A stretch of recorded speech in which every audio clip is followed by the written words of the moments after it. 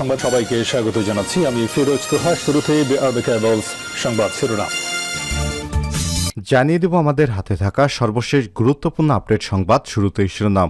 আন্দোলনের মাধ্যমে সরকারকে পরাজিত করা হবে, সরকারকে হুঁশিয়ারি করলেন বিএনপির ভাইস চেয়ারম্যান শামসুজ্জামান দুদু। এরপর জানিয়ে দেব হেফাজতের জরুরি সভা অনুষ্ঠিত। হেফাজত ইসলাম বাংলাদেশের এক জরুরি সভা অনুষ্ঠিত হয়েছে বুধবার 22 মে বাদ জোহর জামিয়া ইসলামিয়া মাখজানুল উলুম মাদ্রাসায় এ সভা অনুষ্ঠিত হয়। এতে হেফাজতের মহাসচিব আল্লামা শায়েখ সাজিদুর রহমান সভাপতিত্ব করেন। এরপর জানিয়ে দেব বিএনপির আরও 13 নেতা বহিষ্কার। দলীয় সিদ্ধান্ত অমান্য করে উপজেলা পরিষদ নির্বাচনে অংশ নেয় আরও 13 জনকে বহিষ্কার করেছে বিএনপি। তারা উপজেলা ভোটের চতুর্থ ধাপে লড়াই করছেন।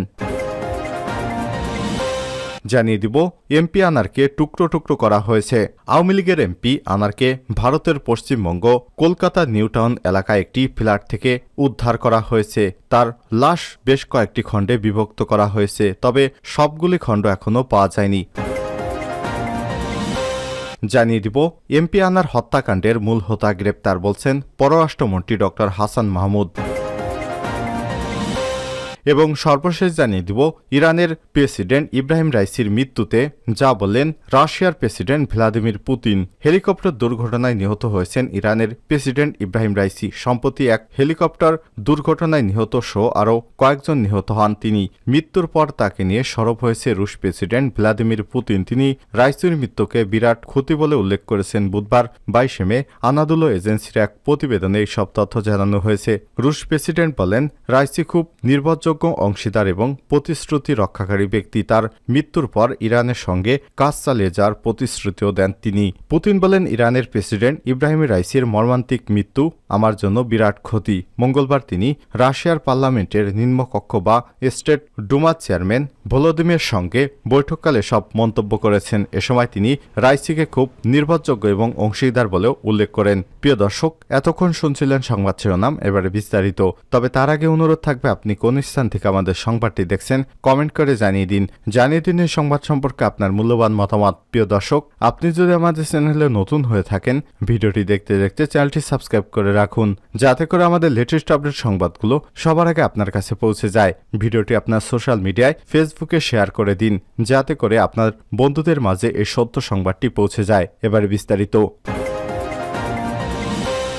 আন্দোলনের মাধ্যমে সরকারকে পরাজিত করতে হবে দুদু। ক্ষমতাসীন আওয়ামী লীগ সরকারকে গণবিরোধী শক্তি আখ্যা দিয়ে বিএনপির ভাইস চেয়ারম্যান শামসুজ্জামান দুদু বলেছেন গণতন্ত্র পুনরুদ্ধার দেশ বাঁচাতে হলে এই সরকারকে বিদায় করতে হবে, যেন আমাদের নিজেদেরকেই আন্দোলন করতে হবে। অন্য কোনো দেশ আমাদের আন্দোলন করে দিবে এটা যারা বিশ্বাস করে সেটা বিশ্বাস করার কোনো কারণ নেই। ছোট বড় সব দলকে নিয়ে নিজ নিজ জায়গা থেকে আন্দোলন করতে হবে। আজ বুধবার 22 মে দুপুরে জাতীয় প্রেস ক্লাবে 12 দলীয় জোট শরিক লেবার পার্টি আয়োজিত ধারাবাহিক প্রহসনমূলক নির্বাচন এবং বাংলাদেশের গণতন্ত্রের ভবিষ্যৎ শীর্ষক আলোচনা সভায় প্রধান অতিথির বক্তব্যে তিনি এসব কথা বলেন। শামসুজ্জামান দুদু বলেন দেশে পরিপূর্ণভাবে ফ্যাসিবাদ প্রতিষ্ঠা করা হয়েছে।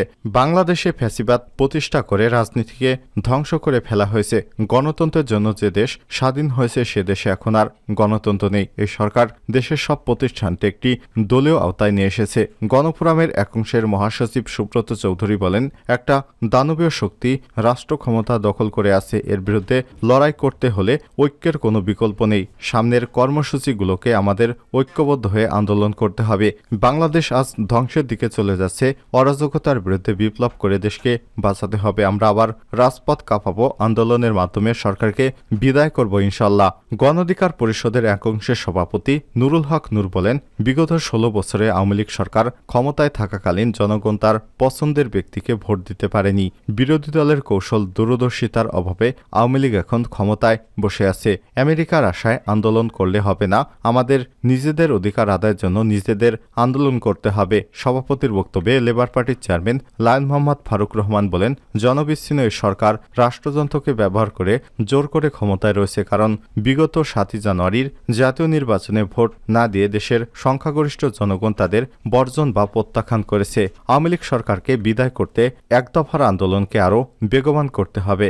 আগামীতে ডান বাম ইসলামী ঘরানার সবাইকে নিয়ে ঐক্যবদ্ধভাবে আন্দোলন করতে হবে, এর কোনো বিকল্প নেই। এতে আরও বক্তব্য রাখেন বিএনপি চেয়ারপারসনের অন্যতম উপদেষ্টা হাবিবুর রহমান হাবিব, এবি পার্টির সদস্য সচিব মজিবুর রহমান মঞ্জু, জাগপার এক অংশের সাধারণ সম্পাদক ইকবাল হোসেন, ইসলামী ঐক্যজোটের কেন্দ্রীয় নেতা মোহাম্মদ শওকত আমিন, দেশ বাঁচাও মানুষ বাঁচাও আন্দোলনের সভাপতি রফিকুল ইসলাম রিপন প্রমুখ। হেফাজতে ইসলামের জরুরি সভা অনুষ্ঠিত।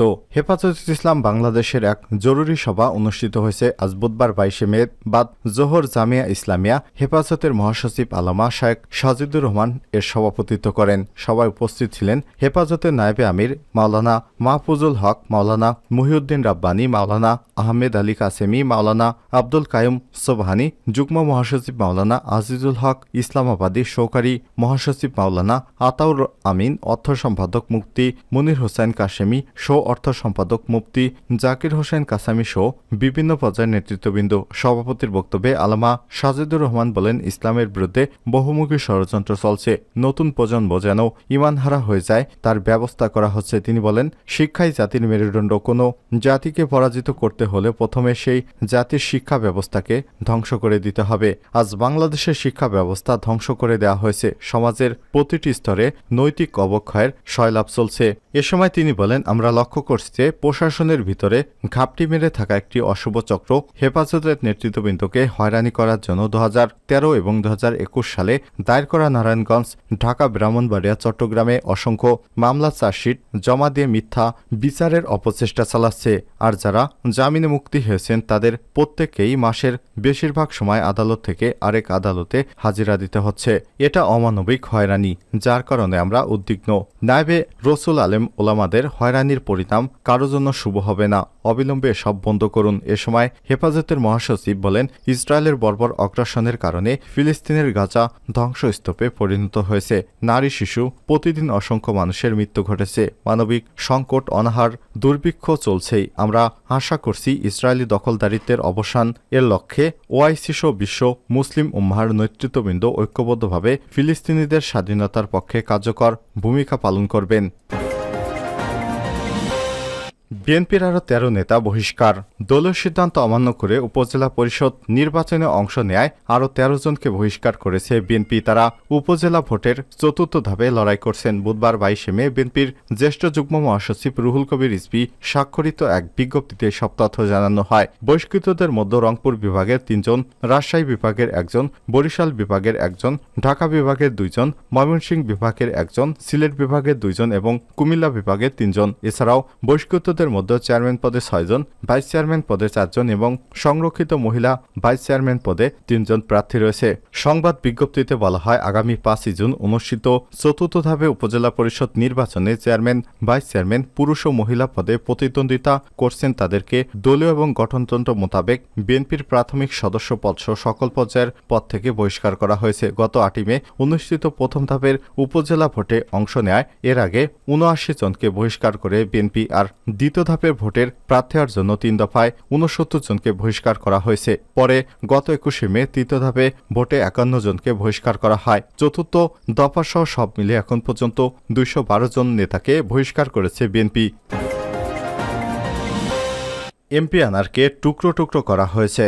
ভারতের পশ্চিমবঙ্গের কলকাতার নিউটাউন এলাকার এক ফ্ল্যাট থেকে ঝিনাইদহ 4 আসনের সংসদ সদস্য আনারুল আজিম আনারের লাশ উদ্ধার করেছে পুলিশ। বুধবার 22 মে কলকাতার বাংলাদেশ উপদূতাবাস সূত্র থেকে সব তথ্য জানা গেছে। তবে বাংলাদেশ পুলিশের আইজিপি চৌধুরী আব্দুল্লাল মামুন বলেছেন, তিনি এমপি আনারুলের মৃত্যুর বিষয়টি এখনও নিশ্চিত নন। পশ্চিমবঙ্গের একাধিক গণমাধ্যম বলছে, রাজ্যের বিধাননগরের নিউটাউন এলাকায় সঞ্চিবা গার্ডেন থেকে নিউটাউন টেকনো সিটি থানার পুলিশ তার খণ্ডবিখণ্ড মরদেহ উদ্ধার করে। স্থানীয় পুলিশের বরাতে কলকাতার পুলিশ জানিয়েছে, এমপির সম্পূর্ণ মরদেহ এখনও উদ্ধার করা হয়নি। তার দেহের মূল অংশ ট্রলিতে করে পাচার করা হয়েছে, আর দেহের সর্বশেষ অংশ উদ্ধার হয়েছে। কয়েকটি সূত্র থেকে জানায়, এই হত্যাকাণ্ডে মোট 6 জন জড়িত ছিল। তাদের সবাই বাংলাদেশি নাগরিক। তাকে হত্যার পর 5 জন বাংলাদেশে চলে যায়, 1 জন এখনও ভারতে অবস্থান করছে। তবে বাংলাদেশে ফিরে আসা 5 জনের মধ্যে 1 জন অন্য দেশে পাড়ি দিয়েছে বলেও জানা গেছে। আর ভারতের অবস্থান করা ব্যক্তিকে আটক করতে চেষ্টা করছে ভারতীয় পুলিশ।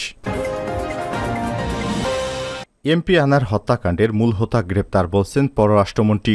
ঝিনাইদহ ৪ আসনের সংসদ সদস্য আনারুল আজিম আনারকে হত্যার ঘটনায় মূল হোতাসহ কয়েকজনকে গ্রেপ্তার করেছে পুলিশ। বুধবার ২২ মে ঢাকা বিশ্ববিদ্যালয়ের ঢাবি নওয়াব আলী সিনেট অডিটোরিয়ামে আয়োজিত এক অনুষ্ঠানে সাংবাদিকদের এক প্রশ্নে জবাবে সব তথ্য জানান পররাষ্ট্রমন্ত্রী। পররাষ্ট্রমন্ত্রী বলেন, এমপি আনোয়ারের হত্যাকাণ্ডের ঘটনায় জড়িত মূল হোতাসহ কয়েকজনকে গ্রেপ্তার করেছে ডিবি। কলকাতা পুলিশও কয়েকজনকে গ্রেপ্তার করেছে। এ নিয়ে বিস্তারিত স্বরাষ্ট্র মন্ত্রণালয় জানাতে পারবে। আমরা আমাদের মিশনের মাধ্যমে নিয়মিত খোঁজখবর রাখছি। আমাদের মিশনও কলকাতা পুলিশের সঙ্গে নিবিড় যোগাযোগ রাখছে। তিনি বলেন, এমপি আনারুল আজিম আনারের হত্যার ঘটনা খুবই দুঃখজনক, মর্মান্তিক এবং অনভিপ্রেত। বিষয়টি তদন্তাধীন। স্বরাষ্ট্রমন্ত্রী বলেছেন, এটা একটা পরিকল্পিত হত্যা। এদিকে দুপুরে এক সংবাদ সম্মেলনে স্বরাষ্ট্রমন্ত্রী আসাদুজ্জামান খান কামাল জানিয়েছেন, ভারতের সঙ্গে আমাদের বন্ধুত্ব রয়েছে। তারা আমাদের সব ধরনের অপারেশন করছে।